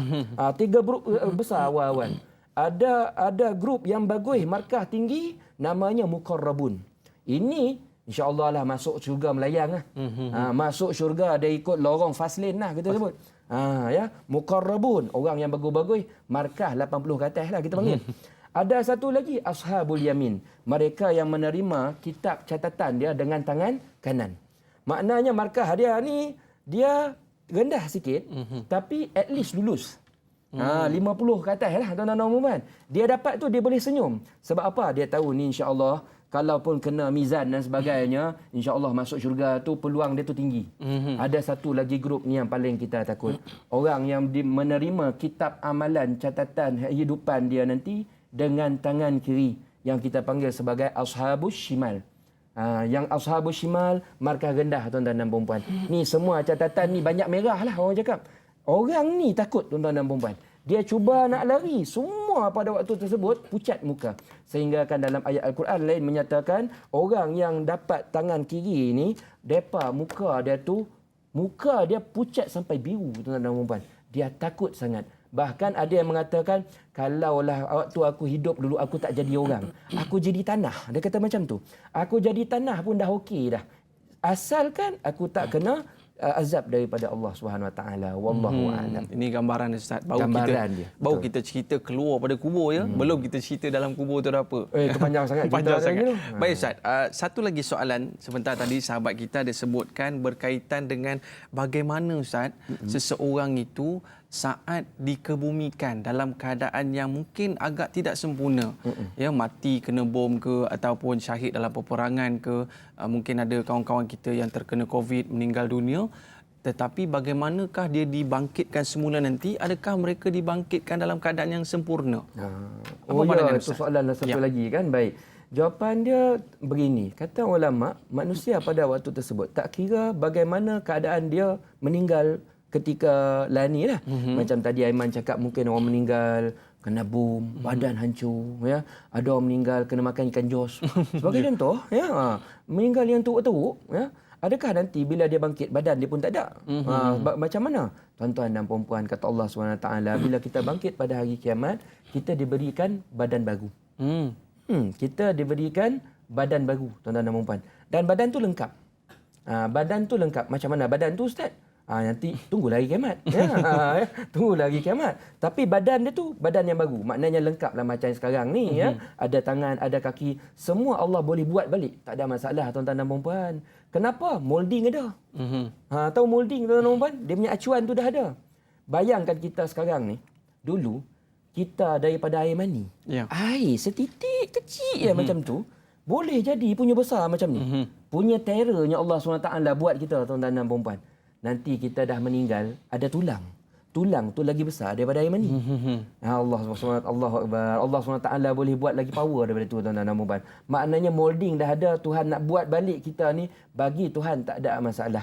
Dan kita yakin Tuhan ada kemampuan demikian. Iaitu bila kita dah ada, and then kita tak ada balik, and then Allah SWT buat balik kita, semua itu bagi Tuhan sangat-sangat mudah. Wallahu'alam. Subhanallah Ustaz. Menarik perbincangan yang kita sebutkan pada pagi ini, dan setengah itu dibangkitkan berdasarkan apakah kita saat kita kematian tu. Betul saya. Jadi kita ada pemanggil talian. Assalamualaikum. Waalaikumsalam warahmatullahi wabarakatuh. Dai Aiman dan juga Ustaz Ashraf Ayub. Saya Omar bin Abdul Majid dari Felda Cini Timur 3, Pekan Fahang. Assalamualaikum Ustaz dan Dai. Waalaikumsalam warahmatullahi wabarakatuh. Encik Omar sihat ya? Alhamdulillah saya sehat. Ustaz dan Dai sehat ya? Alhamdulillah. Ya, soalan saya begini Ustaz. Bagaimana Ustaz dah menjelaskan maksud ayat As-Saff ini, ya, daripada 39 hingga 45 ya. Jadi soalan ayat ini menerangkan apa yang dikatakan sebagai menasihati kita supaya memberi satu pengajaran kepada kita supaya kita ni sentiasa mengingati Allah Subhanahu Wa Taala. Permasalahannya Ustaz, saya sendiri bukan nak kata orang Ustaz ya. Kadang-kadang kita dengar Ustaz dah jelaskan bagaimana Allah menerangkan keadaan di apabila kita di alam akhirat kelak ya Ustaz ya. Tapi saya kadang-kadang tak ambil tahu pun. Buat tak tahu je, masuk keluar telinga kanan keluar telinga kiri, dan kadang-kadang tak masuk terus, dia mantul balik semula Ustaz. Jadi apa permasalahan sebenarnya Ustaz? Kerana kita tahu tapi kita buat tak tahu je, buat tak reti dengan apa yang ayat-ayat Allah Subhanahu Wa Taala memberi amaran yang begini rupa. Jadi kalau boleh Ustaz jelaskan, ya, tolong beri pencerahan bagaimana cara untuk kita sentiasa mengambil pengajaran daripada apa yang diterangkan oleh Allah dalam Al-Quran ini, supaya tidak yang dikatakan sebagai masuk telinga kanan, keluar telinga kiri, dan kadang-kadang tak masuk terus Ustaz. Itu soalan saya Ustaz dan Dai. Terima kasih banyak Ustaz dan Dai. Assalamualaikum. Waalaikumsalam warahmatullahi wabarakatuh. Dia mantul semula Ustaz. Betul. Jadi dalam keadaan ini, biasalah Ustaz, perkara ghaibiyat ni, kita tak nampak syurga, kita tak nampak neraka. Jadi sukar untuk kita yakin dan percaya perkara-perkara seperti ini. Mungkin ada tips daripada Ustaz bagaimana kita nak menajamkan hati kita dalam meyakini perkara-perkara ghaibiyat ini Ustaz. Baik, terima kasih banyak kepada Tuan Haji Omar Abdul Majid. Ini pun merupakan salah seorang penonton setia kita ni, selalu telefon, selalu bagi sokongan. Terima kasih banyak, kami sangat-sangat menghargai ya. Berbalik kepada soalan yang Tuan Haji Omar tanyakan, cerita tentang kita ni belajar mengaji, belajar agama ni dah banyak dah. Hadis ni daripada kecil kita belajar dah. ayat Quran daripada kecil kita baca. Macam-macam dah pergi ceramah. Dengar macam-macam. Tak cukup ustaz dekat kuliah, dekat masjid tu, kita dengar dekat TV pun ada. Tanyalah ustaz, ada yang buka YouTube, ada yang dengar FB Live dekat Facebook. Macam-macam sekarang ni informasi tentang agama kita dah banyak dengar. Tapi ada satu soalan. Soalan ini Tuan Haji Omar kita bertanya sebenarnya sangat relevan kepada semua orang, termasuk saya. Kenapa? Why? Kita dah tahu banyak info agama, tapi masih hati tu dia buat dek lagi. Macam yang Tuan Haji Omar kata tadi. Kenapa masih nak berubah tu dia tak ada bersungguh sangat? Baik, jawapan dia begini. Jawapan dia tuan-tuan dan puan-puan, sebenarnya soalan ini bagi saya relevan juga. Relevan terutamanya kepada diri saya. Ni nak bagi tahu tuan-tuan dan puan-puan, ya, saya ni namanya ustaz, tapi pemikiran lebih kurang macam tu juga. Kita ni lagi teruk tuan-tuan dan puan-puan. Dah menghafal Quran daripada kecil. Dah belajar hadis punya banyak. Tapi kadang-kadang perangai kita lebih kurang macam tu ya. Maknanya masih lagi buat dak, masih lagi kiamulai tu pemalas lagi. Nak berzikir tu tak ada lagi pun rajin sangat. Kadang-kadang saya rasa malu. Ada orang yang dia ni bukan belajar agama daripada kecil, bukan menghafal Quran pun, tapi kita tengok semayang dia tu lagi kuat daripada kita. Dia punya yakin dia tu lagi power daripada kita. Sebenarnya saya nak bagi tahu tuan-tuan dan puan-puan, masalah krisis keyakinan tu perkataan dia. Krisis keyakinan kepada agama ni bukan sekadar orang awam yang hadapi. Ustaz-ustazah pun sebenarnya menghadapi perkara yang sama. Saya tak kata semua, tapi nak bagi tahu semua masalah ni masalah yang perlu kita bincangkan secara tuntas. Baik, macam mana nak mengatasi masalah ni? Tuan-tuan dan puan-puan, saya nak share saya punya pengalaman boleh? Sambung sikit cerita tadi kan. Saya ni ustaz tuan-tuan dan puan-puan, bagi ceramah selalu. Ya, cakap orang tentang akhirat dan sebagainya. Mungkin orang fikir, wah ustaz tu mesti dia rajin buat amal soleh. Tak ada pun tuan-tuan dan puan-puan. Balik layan Facebook juga. Balik tengok TV juga. Perangai kita sama juga tuan-tuan dan puan-puan. Ya? Tak adalah kita kata kita ni baik sangat. Fala tuzaku anfusakum. Huwa a'lamu biman ittaqa, kata ayat Al-Quran. Jangan kamu fikir kamu tu bagus sangat. Tak, ya. Jangan kamu fikir kamu pakai kopiah, kamu hafal Quran, kamu terror sangat, selamat sangat. Allah SWT saja yang tahu siapa yang cukup banyak bertakwa kepada Allah SWT. Dan tuan-tuan dan puan-puan, saya pernah mengalami masalah ni. Ya, saya baca Quran tapi perangai kita tak macam orang baca Quran. Saya tahu hadis tapi perangai kita sama macam orang yang kejar dunia juga. Sampai satu tahap tuan-tuan dan puan-puan, dalam hidup kita diuji Allah SWT. Ini nak cerita bagusnya ujian. Bila kita diuji Allah SWT, macam-macam ujian lah. Ada orang diuji dalam keadaan kesihatan. Ada orang diuji ujian dari sudut kehidupan. Ada orang diuji ujian dari sudut rezeki. Macam-macam ujian. Waktu kita kena ujian itu tuan-tuan dan puan-puan, waktu tu kita berfikir secara serius. Ni sebenarnya aku hidup ni, aku kerja apa? Waktu tu tuan-tuan dan puan-puan, saya pernah mengalami satu ujian dan waktu tu saya banyak terfikir balik. Ni sebenarnya aku kerja apa ni? Aku belajar agama, aku mengaji ni, aku bercerita tentang Al-Quran dan sebagainya. Ni aku faham ke tidak ni? Kita fikir balik kepada kita tuan-tuan dan puan-puan yang kita sebut sebagai sesi muhasabah. Ini penting. Kita tanya balik, ni kenapa hati aku ni degil sangat ni? Banyak dah cerita tentang Quran aku dah tahu, tapi kenapa aku malas lagi nak berzikir, malas lagi nak bersedekah? Kenapa hati tak terpanggil lagi ni nak mengerjakan amal soleh? Kenapa? Saya banyak tanya diri saya.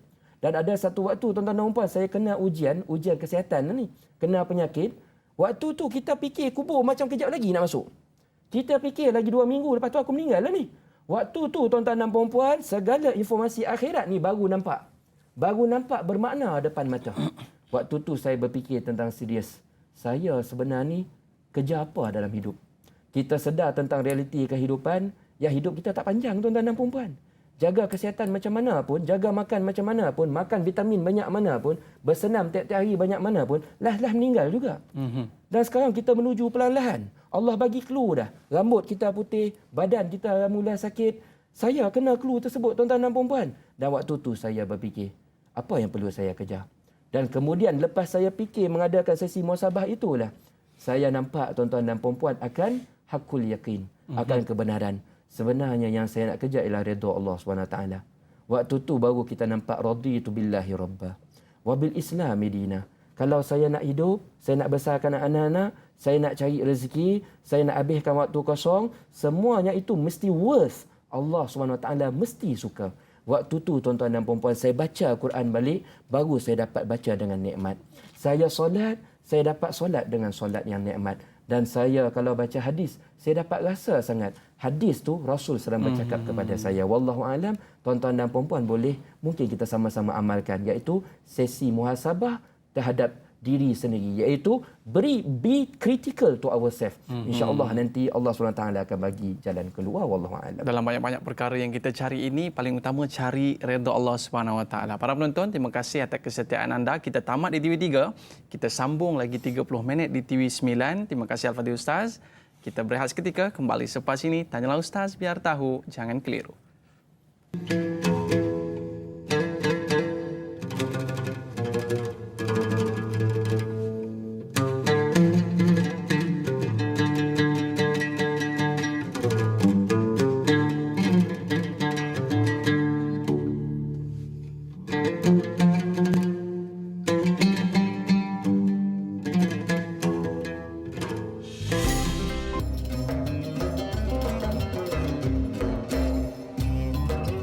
Alhamdulillah, kembali dalam Tanyalah Ustaz, biar tahu, jangan keliru. Terima kasih atas kesetiaan anda semua. Bagi yang mungkin terlepas nak bersama dengan kita tadi, boleh ke Facebook kita untuk ulang siar di live Facebook kita. Baik, para penonton sekalian, kita berada dalam topik tafsir surah Qaf ayat 39 sehingga 45. Sekarang ni kita berada pada ayat yang ke-42. Sahabat kita di Facebook bertanyakan soalan bersama dengan Liz Kaiman. Assalamualaikum Ustaz, Da'i dan semua kru yang bertugas. Waalaikumsalam. Semoga sentiasa dalam rahmat Allah SWT. Ayat yang ke-42, iaitu hari mereka mendengar pekikan seruan yang menyatakan perkara yang benar. Hari seruan itu ialah hari masing-masing keluar dari kubur. Soalan saya, apakah para binatang juga akan dihisap di padang mahsyar, dan apakah dosa haiwan sehingga Allah SWT akan mengadili di akhirat kelak? Mohon pencerahan. Terima kasih Ustaz dan Da'i. Jazakallahu khairan kathira. Terima kasih sahabat kita di Facebook. Betul juga saya. Waktu di akhirat nanti, adakah kita saja yang beratur? Ataupun ada juga zirapah, ada juga gajah nanti Ustaz? Apa kata Ustaz? Betul ya? Ya betul Ustaz. Tiba-tiba ada gajah semalah kan? Parah kan? Baik, terima kasih banyak. Ini soalan yang sebenarnya dia menjentik kita untuk berfikir serius tentang hari kiamat. Ya? Baik, soalan daripada Puan siapa tadi? Liz Kaiman rasanya. Ya? Soalannya, tuan-tuan dan puan-puan yang dimuliakan Allah Subhanahu Wa Taala, bercerita tentang nanti hari kiamat, selain manusia beratur untuk dihisap, binatang hidup balik tak? Itu soalannya. Binatang hidup balik tak? Gajah ada ke tidak? Zirapah ada ke tidak? Kan? Somut ada ke tidak? Itu soalannya tuan-tuan dan puan. Baik. Jawapannya begini. Dalam Al-Quran surah At-Takwir, kalau kita buka surah At-Takwir, ada dinyatakan ayat nombor 5, wa idzal wuhusyu husyirat. Dan semua binatang-binatang pun akan dikumpulkan. Makna apa tuan-tuan dan puan-puan? Nanti binatang, gajah, zirapah, badak air, semua ada balik. Sama ada beratur orang itu. Line itu macam mana tu saya tak tahu lah tuan-tuan dan puan-puan. Kan? Tapi binatang semua akan hidup balik. Itu confirm. Cuma dia ada perbezaan. Ada perbezaan. Mereka dihidupkan, tapi mereka bukan dihisap sebagaimana kita dihisap. Beza dia satu ya.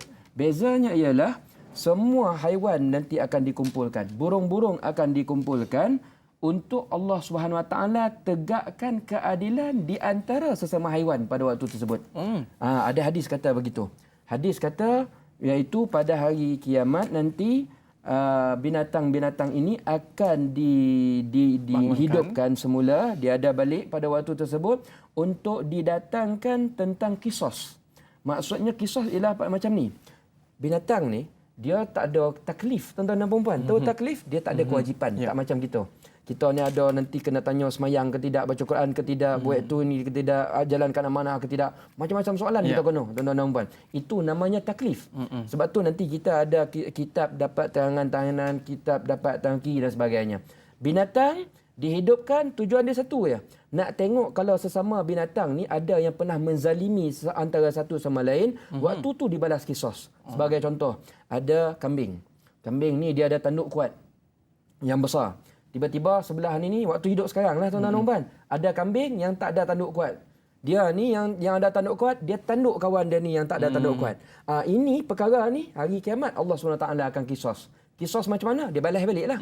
So kambing yang tak ada tanduk ni hari kiamat, dia Allah bagi bagi peluang tanduk balik yang kawan yang dulu hero waktu dunia ni kan. Dan bila dia dah balas balik keadaan kisos tersebut, semua binatang-binatang ini Allah SWT akan tukarkan kepada tanah. Maknanya Allah jadikan mereka ni tanah. Maknanya mereka tak masuk syurga. Mereka tak masuk neraka. Dia jadi tanah. Lepas habis kisos tu, semua jadi tanah balik. Dan pada waktu tu, tuan-tuan dan puan-puan, orang-orang yang kufur, orang-orang yang ingkar, orang-orang yang menerima kitab dengan tangan kiri, mereka cakap apa? Mereka cakap dengan ayat 40 surah An-Naba. Yauma yanzurul mar'u ma qaddamat yadah wa yaqulul kafir ya laitani kuntu turaba. Waktu orang-orang yang degil-degil, bega-bega yang dulu tak nak terima agama, tak nak ikut agama ni, waktu tu dia tengok bila binatang tu tadi dah dikisos, kambing lah kita cakap contoh tadi, kambing tu dah tanduk, semua jadi tanah. Gajah ni dah dibalas kisos, semua jadi tanah. Dia cakap apa? Ya laitani kuntu turaba. Kalaulah aku pun dapat jadi tanah pun dah okey dah. Dia takut sebab dia tahu dia tak mungkin boleh jadi tanah. Dia dah bagi badan tu sampai ke penghujung dia akan ada badan tu. Dia takut sebab tahu pada waktu tersebut nasib dia mungkin malang masuk ke neraka. Na'udzubillah min zalik. Kita baca ayat ni tuan-tuan dan puan-puan, kita sebenarnya berharap kita tak jadi macam tu. Kita tak jadi macam tu. Iaitu apa? Nak menyesal pada hari kiamat. Sebab penyesalan pada hari kiamat ini dah tak valid. Kalau kita nak menyesal, elok kita menyesal waktu menonton rancangan Tanyalah Ustaz. Okey, tak ada masalah kan? Kalau kita fikir sekarang saya nak bertaubat ni, banyak ada masalah saya ni. Ini sebenarnya sebesar nikmat kata ulama. Iaitu kesedaran untuk kembali kepada Allah yang Allah SWT jentikkan ke dalam hati kita ketika kita masih hidup, kerana kita masih ada peluang untuk kembali ke pangkal jalan, kembali untuk hidup dalam keadaan siratal mustaqim. Wallahu a'lam. Waktu tu RNR pun tak ada ya saya. Jalan highway pun tak ada, jalan pintas pun tak ada. Kita bagaimana keadaan kita di padang mahsyar? Baik Ustaz, itu baru kita cerita di padang mahsyar. Ya, kita belum cerita lagi bagaimana ending kehidupan kita sebelum kita ke padang mahsyar itu. Itu pun dah memedihkan, dah memeritkan. Seperti mana disebut di dalam ayat yang ke-43 berkaitan bagaimana Allah menghidupkan dan mematikan kita. Bila mati pun kita tak tahu. Hatta idza jaa ahadahumul maut. Tiba-tiba saja datang kematian. Tengah main bola, tengah dancing-dancing, tengah bercakap dan sebagainya, tiba-tiba datang kematian. Jadi mungkin ada satu perkara yang Allah nak cerita di dalam ayat yang ke-43 ni Ustaz, memberi pelajaran kepada kita. Baik. Saya suka dengan apa yang Aiman cakap ni. Kematian ni tuan-tuan dan puan-puan, dia boleh berlaku without reason. Itu perkataannya. Dia boleh berlaku without any reason. Kadang-kadang kita fikir kita ni sihat. Betul tak? Kita ni bila fikir sihat, mulalah kita plan panjang kat dunia. Plan kita bukan panjang akhirat. Plan panjang kat dunia. Kita nak buat tu, nak buat ni, nak beli tu, nak beli ni. Kita fikir semua menjurus kepada kenikmatan-kenikmatan dunia. Tapi tuan-tuan dan puan-puan, sihat belum tentu kita tak didatangi oleh malaikat maut. Saya jangan nak cerita tuan-tuan dan puan-puan, baru-baru ni pada hari raya Aidil Adha, saya punya akak ipar dah kembali kepada ke rahmatullah. Minta tuan-tuan dan puan-puan tolong doakan ya, Allah SWT layani beliau dalam keadaan yang lebih baik daripada cara Allah SWT layani beliau ketika hidupnya. Tapi kita nak bagi tahu macam ni, waktu tu kakak ipar tu tuan-tuan dan puan-puan, dia orang yang sihat. Dia orang yang sihat, dah plan dah pada waktu tersebut. Dia duduk dekat Sabah tuan-tuan dan puan dengan abang saya. Dah plan pada waktu tersebut nak balik raya ke Semenanjung. Covid dah kurang, dah mula okey kan. Kita plan tu macam kita hidup tak ada masalah lah kita panggil. Betul. Tapi Allah SWT ada perancangan tersendiri. Elok kena demam tuan-tuan dan puan. Demam ni penyebab dia. Kadang-kadang kita rasa demam ni kita kita ambil tak adalah serius sangat. Betul tak? Demam, rehat sikit, lepas tu elok lah. Makan ubat elok lah. Tapi nak cerita demam dia berpanjangan, lepas tu masuk hospital, macam-macam complication berlaku, tutup tuan-tuan dan puan, elok hari raya haji. Kan kita hari haji Jumaat pada waktu tersebut. Baru-baru ni Ustaz? Baru ni lagi. Subhanallah. Masya Allah, tabarakallah. Kita dapat call, dah meninggal. Kita terperanjat tuan-tuan dan puan. Terperanjat sebab apa? Kita tahu silap-silap benda yang sama boleh berlaku pada kita. Muda lagi Ustaz. Muda lagi tuan-tuan dan puan, anak kecil-kecil lagi. Tapi kita nak bagi tahu begitu sebenarnya tuan-tuan dan puan, keadaan kita. Sihat tak semestinya ajal kita tu lambat lagi. Dan kalau orang berusia, tak semestinya dia sebenarnya nak makin meninggal. Ada orang yang berusia masih lagi panjang lagi daripada orang yang muda. So ini semua menjadi pengajaran tuan-tuan dan puan. Kita nampak kematian berlaku tiap-tiap hari, tiap-tiap saat depan mata kita sekarang ni. Tiap-tiap hari ada statistik COVID dan sebagainya kan. Semua ini sepatutnya menginsafkan kita yang suatu hari nanti ayat yang kita baca ni, inna nahnu nuhyi wa numit wa ilainal masir. Kami ada keupayaan nak hidupkan hamba manusia, kami juga ada keupayaan nak mematikan manusia. Dan kemudiannya Allah SWT kata penghujung cerita manusia ni satu ya. Semuanya akan kembali kepada Allah SWT.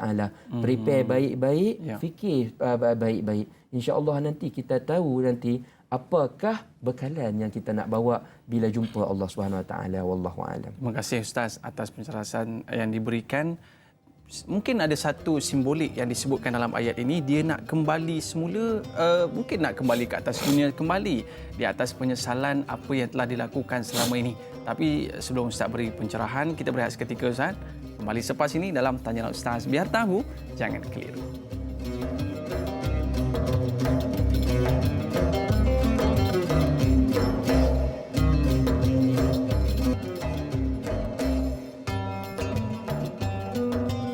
Alhamdulillah, kembali dalam Tanyalah Ustaz, biar tahu jangan keliru. Kita ada lagi 2 ayat saja berbaki. Para penonton, terus kesetiaan anda.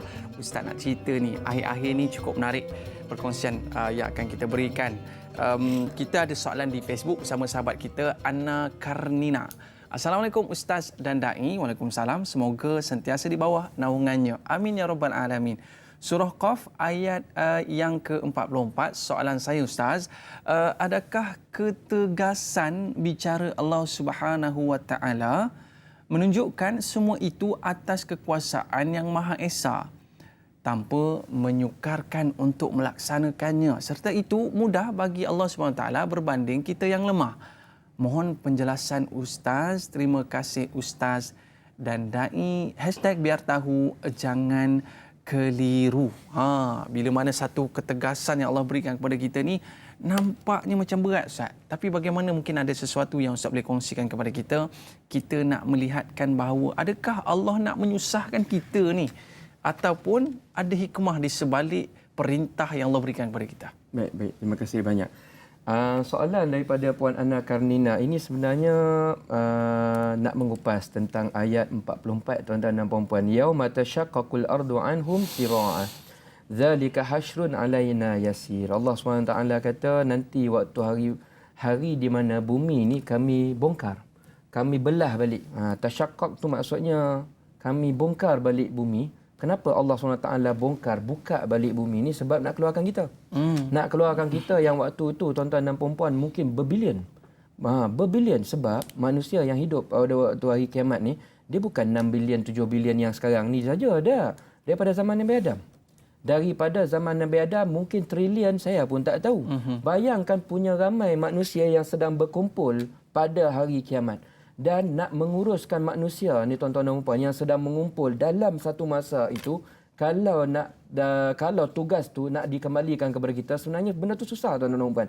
Benda tu susah. Tapi Allah SWT kata dia boleh manage benda yang manusia yang cukup ramai pada waktu tersebut. Zalika hasyrun alaina yasir. Kami boleh manage semua manusia yang cukup ramai ni, bagi kami benda ni easy lah. Kacang lah, tak ada apa-apa lah. Allah SWT nak kata benda yang kita rasa susah kat dunia ni, bagi Tuhan Allah senang sangat dah bagi dia. Tuan-tuan dan puan nak bagi tahu nak menguruskan manusia untuk buat satu majlis bukan senang tuan-tuan dan puan. Tak percaya, cuba tanya bapa yang pernah menguruskan majlis anak dia kahwin. Yang jemput baru 1,000 orang, tuan-tuan dan puan. Mungkin 1,500 orang. Kita 3 bulan sebelum tu dah buat prepare dah tu. Dah tak tidur dah tu, tuan-tuan dan puan. Seminggu demam lepas tu. Ya betul. Lepas tu seminggu demam. Betul cakap Aiman tu kan. Bukan setakat bapa berdemam, pengantin demam. Kan, pengantin pun demam. Bukan senang tuan-tuan dan puan. Ni rancangan Tanyalah Ustaz yang kita sedang buat ni. Nampak ya Ustaz cakap macam bagus kan? Preparation kita lama tuan-tuan dan puan. Kru-kru kita apa semua macam-macam ni nak pastikan sistem semua okey. Ini benda bukan senang tuan-tuan dan puan. Dan Allah SWT kata, tu kamu baru buat satu program, baru buat satu majlis, kamu dah kelang kabut. Ni kami nak menguruskan majlis punya lama ni. Tanya orang seorang-seorang. Jumlah bertrilion ni. Kami sebenarnya susah tak? Rasa susah tak?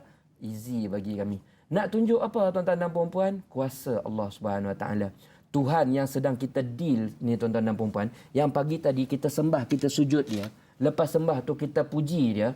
Tuhan yang bernama Allah Subhanahu Wa Taala ni kuasa dia sampai tahap macam tu. Kata Allah Subhanahu Wa Taala. Dia boleh manage perkara yang kita rasa susah. Dia boleh manage dalam keadaan yang sangat-sangat mudah. Nak tunjukkan kalau kita ada problem, kembali kepada soalan kita balik tadi. Kan tadi ayat ni Allah SWT nasihatkan, kalau ada problem mengadu kepada kami. Dan sekarang ni Allah SWT kata, kenapa kena mengadu kepada kami? Sebab kami ni power sangat. Benda yang kamu rasa susah-susah tu bagi kami Allah simple sangat lah. Ini kan pula masalah kita. Ini kan masalah kita yang baru tak cukup duit RM10 tu Allah. Tak ada apa-apa. Yang ada sekarang ni keinginan nak beli rumah tu, kenapa ngadu dekat orang lain? Ngadu dengan kami. Kami ni kaya sangat. Ngadu dengan kami, nanti pandailah kami nak adjust. Nak bagi semua yang kita inginkan tu datang kepada kita dengan syarat kita kembali dahulu kepada Allah Subhanahu Wa Taala. Wallahu a'lam. Ini satu tumbukan yang Ustaz berikan kepada kita semua. Nak ceritakan di sini bahawa setakat masalah duit tak cukup pun semua tu kacang je. Minta kepada Allah Subhanahu Wa Taala. Kita ada lagi sahabat kita di Facebook bersama dengan Imran Syakir. Assalamualaikum Ustaz Ashraf, Dai Aiman dan semua kru bertugas. Waalaikumsalam. Semoga dalam lindungan Allah SWT. Dalam ayat terakhir difirmankan bahawa Al-Quran memberikan peringatan kepada orang yang takutkan janji azab Allah SWT. Apakah yang maksudkan dengan janji azabku? Mohon pencerahan. Jazakallahu khairan. Ni Ustaz, orang tak dengar kata ni kena azab. Apa kata Ustaz? Baik. Terima kasih banyak kepada Tuan Imran Syakir yang bertanya tentang ayat kita yang terakhir tuan-tuan dan puan-puan, iaitu ayat yang berbunyi nahnu a'lamu bima yaqulun wa ma anta 'alaihim bijabbar fadzakkir bil Quran man yakhafu wa'id. Allah SWT kata dekat sini, kami lebih mengetahui apa yang mereka katakan. Maknanya ayat ni sebenarnya nak merujuk kepada keadaan Rasulullah SAW pada waktu tersebut yang kena tohmah, yang kena hina. Orang kafir banyak pelekeh Rasul yang tak nak ikut baginda. Allah SWT pujuk Nabi. Wahai Muhammad, apa yang kamu hadapi, kesukaran kamu, kesusahan kamu, pressure yang kamu hadapi, kamu rasa stres dengan tekanan yang mereka bagi, jangan kamu risau. You are not alone. Tengok tuan-tuan dan puan-puan. Allah SWT bagi tahu Nabi Muhammad, you are not alone. Kami pun tahu pressure yang kamu hadapi, wahai Muhammad. Kami pun tahu apa kata-kata orang Quraisy ni. Nanti kami settle benda tu. Nanti kami settle benda tu. Kamu jangan risau sangat. Kamu jangan panik. Kamu jangan takut. Belakang kamu, backup kamu siapa? Allah Subhanahu Wa Taala. Nak bagi tahu apa tuan-tuan dan puan-puan? Nak bagi tahu kita sebenarnya. Kita kalau ada pressure dalam kehidupan kita, kita ada masalah dalam kehidupan kita, tengok backup kita siapa. Kalau backup kita pun kita, perahlah kita. Masalah kadang-kadang kita ni rasa macam stres sangat waktu kita hidup ni, sebab backup kita tu kita. Kita tahu kita tak mampu. Nak beli rumah banglo 4 juta, memang tak mampu pun tuan-tuan dan puan. Tapi apa pasal tak ngadu dengan Allah SWT? Dia boleh bagi tuan-tuan dan puan, tapi kena yakin lah. Kena yakin. Ini cerita tentang ilmu keyakinan. Nampak macam mudah nak menuntut, tapi sebenarnya susah nak dijelmakan, ya. Tapi Allah SWT bagi contoh. Tengok macam mana yang berlaku dengan Rasulullah SAW. Bila Rasul pas masalah baginda kepada Allah SWT. Itu perkataan dia. Melalui solat, melalui mengadu kepada Allah SWT. Kata Allah SWT kat sini, ya, kami akan settle mereka ni. Wa ma anta alaihim bijabbar. Wahai Rasulullah, kamu sebenarnya tak boleh nak paksa mereka ni masuk Islam. Kamu sampaikan je. Tu kerja kamu. Semua macam kita, tuan-tuan dan puan-puan. Kita ada keinginan dan sebagainya. Kerja kita usaha sungguh-sungguh. Nak tahu dapat ke tidak tu nanti Allah bagilah cara nak dapat. Dan kemudian dia ayat yang last ni yang paling bagus. Fazakir bil Quran may yakhafu wa'id. Banyak mengingati Allah Subhanahu Wa Taala melalui membaca Al-Quran. Kerana dalam Al-Quran ini Allah SWT banyak sedarkan kita akan tujuan hidup kita. Tujuan hidup kita ini nak mencari redha Allah SWT. Tujuan hidup kita nak menjauhkan diri kita nanti last-last nanti masuk ke nerakanya Allah SWT. Na'udzubillah min zalik, wallahu a'lam. Subhanallah Ustaz.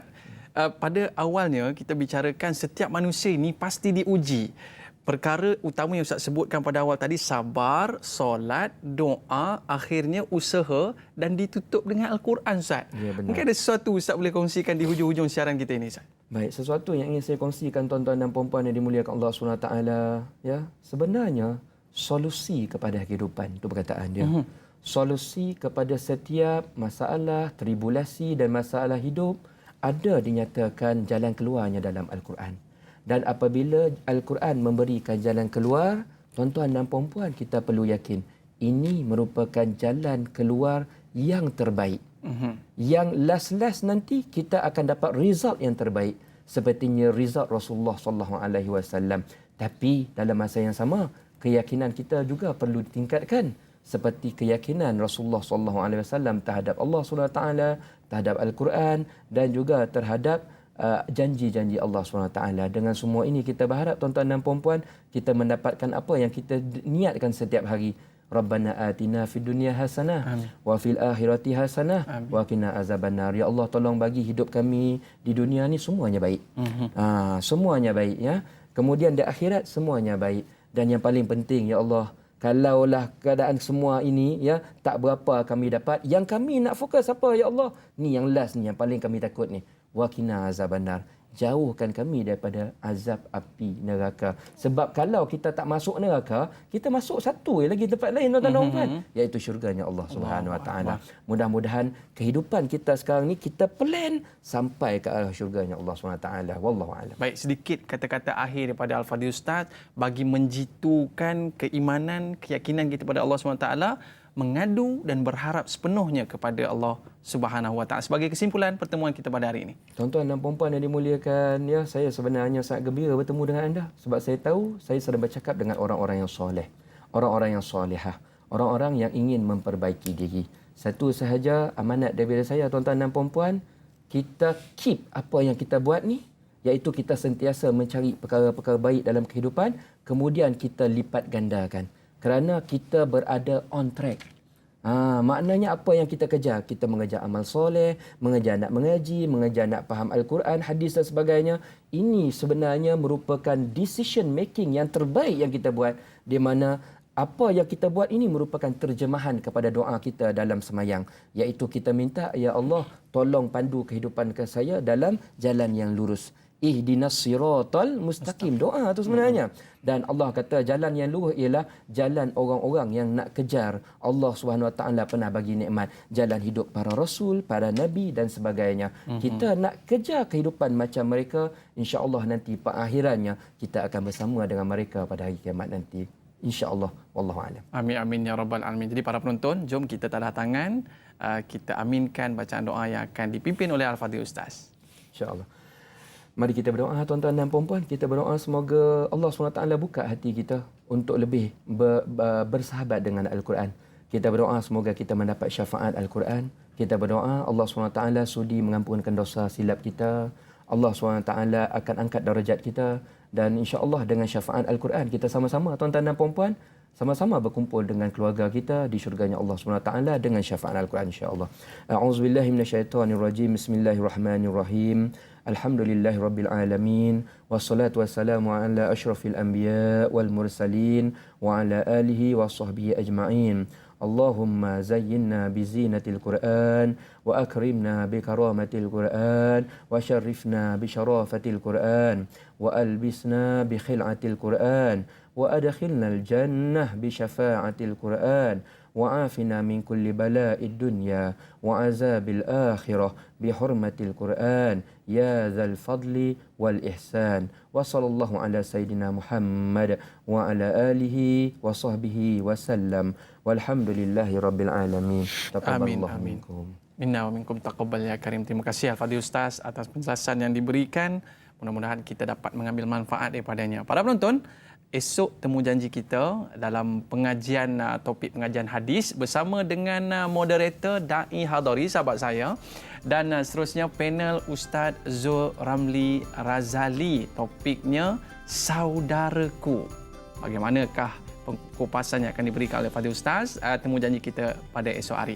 Saya Dai Aiman, mohon maaf di atas lanjur kata, terlajak bicara. Ada rezeki kita jumpa lagi. Like dakwah, share ilmu. Assalamualaikum warahmatullahi wabarakatuh. Terima kasih Ustaz.